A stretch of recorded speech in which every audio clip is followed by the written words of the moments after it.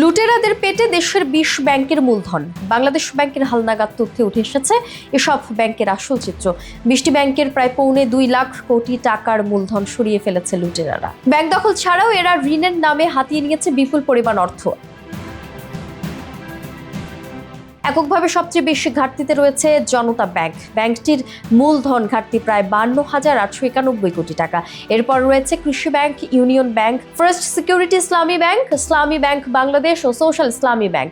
সব মিলিয়ে দেশের ২০টি ব্যাংক কার্যত মূলধন শূন্য হয়ে পড়েছে।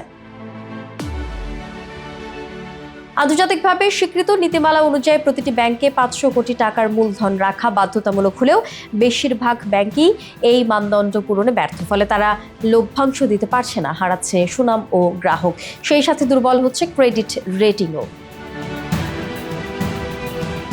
নিয়ম অনুযায়ী ব্যাংকের মুনাফা থেকে একটি নির্দিষ্ট অংশ দীর্ঘমেয়াদে কোনো বিনিয়োগ না করে ব্যাংকেই সংরক্ষণ করতে হয়, যা গ্রাহকের আমানতের রক্ষা কবচ হিসেবে বিবেচনা করা হয়। কিন্তু উচ্চ খেলাফি ঋণের কারণে ব্যাংকগুলো এই অংশ সংরক্ষণ করতে পারছে না। বহু ব্যাংক দীর্ঘদিন ধরে লোকসানে থাকলেও আগের সরকারের ছায় সেসব তথ্য গোপন ছিল। সরকার পতনের পর এসব অনিয়ম প্রকাশ্যে আসতে শুরু করেছে।